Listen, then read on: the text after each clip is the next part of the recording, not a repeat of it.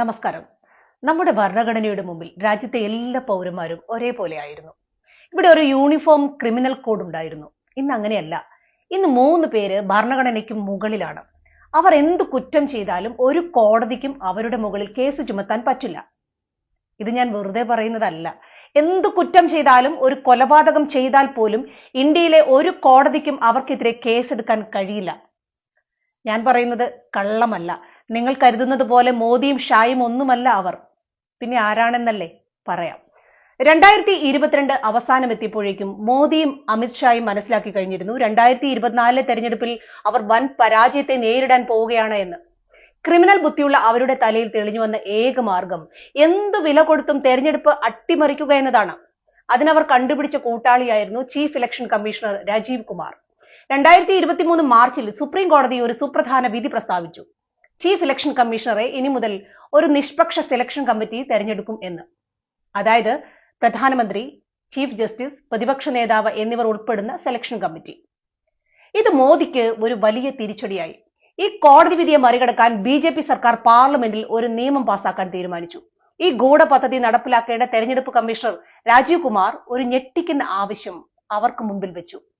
2024 തെരഞ്ഞെടുപ്പ് നിങ്ങൾ പറയുന്നത് പോലെ ഞാൻ നടത്തിത്തരാം. പക്ഷെ ഈ തട്ടിപ്പിനിടയിൽ ഞാൻ ചെയ്യുന്ന ഏത് കുറ്റത്തിനും എനിക്ക് കേസുകൾ നേരിടേണ്ടി വരരുത്. ഒരു ശിക്ഷയും കിട്ടാത്ത രീതിയിൽ എനിക്ക് സംരക്ഷണം തരണം. തുടർന്ന് സ്വന്തം നേട്ടത്തിന് വേണ്ടി രാജ്യത്തെ ചതിക്കാൻ മടിയില്ലാത്ത മോദി 2023 ഓഗസ്റ്റിൽ കൊണ്ടുവന്ന ബില്ലിൽ ഇലക്ഷൻ കമ്മീഷണറെ തെരഞ്ഞെടുക്കുന്ന പാനലിൽ നിന്നും സുപ്രീം കോടതി ചീഫ് ജസ്റ്റിസിനെ പുറത്താക്കി. പകരം പ്രധാനമന്ത്രി നിർദ്ദേശിക്കുന്ന ഒരു കേന്ദ്രമന്ത്രിയെ പാനലിൽ ഉൾപ്പെടുത്തും. അതായത് പ്രതിപക്ഷ നേതാവിനെ വെറും ഡമ്മിയാക്കി മോദിയും മോദി നിയമിച്ച ഒരു മന്ത്രിയും കൂടി തെരഞ്ഞെടുപ്പ് കമ്മീഷനെയും നിയന്ത്രിക്കുമെന്ന്. ഞാനും അപ്പനും സുഭദ്രയും ചേർന്ന ഒരു ട്രസ്റ്റ്.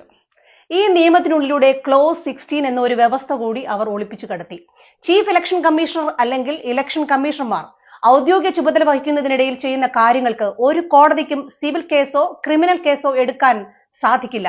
അതായത് അവർ ഒരു ക്രിമിനൽ കേസിൽ ഉൾപ്പെട്ടാൽ പോലും അവർക്കെതിരെ കേസ് ചുമത്താൻ രാജ്യത്തെ ഒരു കോടതിക്കും പറ്റില്ല എന്ന്.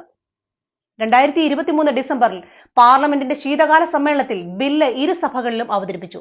പാർലമെന്ററി കമ്മിറ്റിക്ക് പോലും വിടാതെ പാസാക്കാനായി വോട്ടിനിട്ട ബില്ലിനെ പ്രതിപക്ഷം ശക്തമായി എതിർത്തു. പക്ഷേ ലോക്സഭാ സ്പീക്കർ ഓം ബിർളയും രാജ്യസഭാ സ്പീക്കർ ഉപരാഷ്ട്രപതി ജഗ്ദീപ് ധൻഖറും കൂടി പ്രതിഷേധമുയർത്തിയ 141 പ്രതിപക്ഷ എംപിമാരെ ഒറ്റയടിക്ക് സസ്പെൻഡ് ചെയ്ത് സഭയ്ക്ക് പുറത്തു നിർത്തിക്കൊണ്ട് സർക്കാരിന് വേണ്ടി പുതിയ ബിൽ പാസാക്കി കൊടുത്തു. അങ്ങനെ ചരിത്രത്തിൽ ആദ്യമായി നിയമത്തിന് മുൻപിൽ എല്ലാവരും തുല്യരായ ഇന്ത്യ രാജ്യത്ത് ഇലക്ഷൻ കമ്മീഷണർമാർക്ക് പൂർണ്ണമായ ക്രിമിനൽ ഇമ്മ്യൂണിറ്റി ലഭിച്ചു. ഒരു ആഴ്ചക്കുള്ളിൽ തന്നെ രാഷ്ട്രപതിയുടെ ഒപ്പോടെ അത് നിയമമായി മാറി. അത്രയ്ക്ക് ധൃതി പിടിച്ചെടുത്ത ഭീതിപ്പെടുത്തുന്ന ഒരു അട്ടിമറി പ്ലാനിംഗ്. 2024 ജാനുവരി 2 ജനാധിപത്യത്തിന്റെ കടക്കൽ കത്തിവെക്കുന്ന ആ നിയമം ഗസറ്റിൽ പ്രസിദ്ധീകരിച്ചു. തുടർന്ന് 2024 മാർച്ചിൽ ഇലക്ഷൻ കമ്മീഷണർമാരിൽ ഒരാളായ അരുൺ ഗോയൽ തന്റെ കൺമുമ്പിൽ നടക്കുന്ന ക്രിമിനൽ തട്ടിപ്പുകൾക്ക് കൂട്ടുനിൽക്കാനാകാതെ രാജിവെച്ചു. ഉടൻ തന്നെ മോദി തന്റെ 2 ഡമ്മികളെ കമ്മീഷണർ പദവിയിലേക്ക് നിയമിച്ചു. അട്ടിമറി ആസൂത്രണം ചെയ്ത് അത് നടപ്പിലാക്കി. അങ്ങനെയാണ് 2024 പാർലമെന്റ് തെരഞ്ഞെടുപ്പ് എന്ന നാടകം അരങ്ങേറുന്നത്.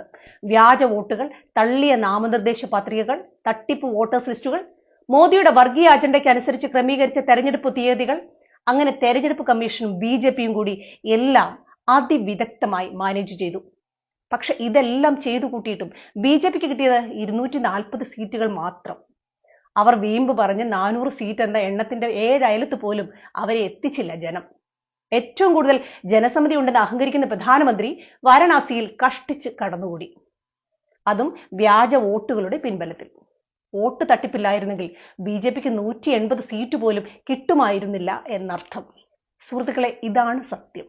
രാജീവ് കുമാറും അയാളുടെ കൂട്ടാളികളായ 2 ഇലക്ഷൻ കമ്മീഷണർമാരും പൂർണ്ണമായ നിയമ സംരക്ഷണം നേടുന്നു. രാജ്യം മുഴുവൻ ഈ മോഡൽ നടപ്പിലാക്കാൻ മോദി പിന്നീട് രാജീവ്കുമാറിനെ മാറ്റി ബീഹാർ തെരഞ്ഞെടുപ്പ് തട്ടിപ്പിൽ തങ്ങളുടെ പങ്കാളിയായ ജ്ഞാനേഷ് കുമാറിനെ നിയമിച്ചു. ഓർക്കുക, ഇവരെ കോടതികൾക്കൊന്നും തൊടാനാകില്ല. നാഴികയ്ക്ക് 40 വട്ടം യൂണിഫോം സിവിൽ കോഡ് എന്ന് പറഞ്ഞു നടന്നിരുന്നവർ ഇന്ന് ഈ രാജ്യത്തുണ്ടായിരുന്ന യൂണിഫോം ക്രിമിനൽ കോഡ് മാറ്റി. അവർക്ക് വേണ്ടത് നടത്തി കൊടുക്കുന്നവരെ അവർ ഈ രാജ്യത്തെ ക്രിമിനൽ നിയമത്തിന് പുറത്താക്കി. പക്ഷെ ഇന്ത്യൻ ജനാധിപത്യത്തെ ഇല്ലാതാക്കാൻ കച്ചകെട്ടി ഇറങ്ങിയിരിക്കുന്ന ഈ ക്രിമിനൽ സംഘം ഒന്നോർക്കണം. ഈ തട്ടിക്കൂട്ട് നിയമം അവരെ ജനങ്ങൾ വിധിക്കുന്ന ശിക്ഷയിൽ നിന്ന് എല്ലാ കാലവും സംരക്ഷിക്കാൻ പോകുന്നില്ല എന്ന്. ഈ രാജ്യദ്രോഹം ആസൂത്രണം ചെയ്ത് നടപ്പിലാക്കിയ ക്രിമിനൽ സംഘത്തിലെ ഓരോരുത്തരും ശിക്ഷിക്കപ്പെടണം. അവർക്കുള്ള വിധി കാലം കാത്തുവച്ചിട്ടുണ്ട്. ഇന്നല്ലെങ്കിൽ നാളെ അത് നടപ്പിലാക്കപ്പെടും, ഉറപ്പ്. ഈ വീഡിയോ പരമാവധി ആളുകളിലേക്ക് ഷെയർ ചെയ്യണം. എന്നെയും നിങ്ങളെയും വെറും നോക്കുകുത്തികളാക്കി നമ്മുടെ രാഷ്ട്രത്തെ, നമ്മുടെ അവകാശമായ തെരഞ്ഞെടുപ്പിനെ എങ്ങനെ മോദിയും കൂട്ടാളികളും ചേർന്ന് തട്ടിയെടുത്തുവെന്ന് എല്ലാവരും മനസ്സിലാക്കട്ടെ. ജയ് ഹിന്ദ്.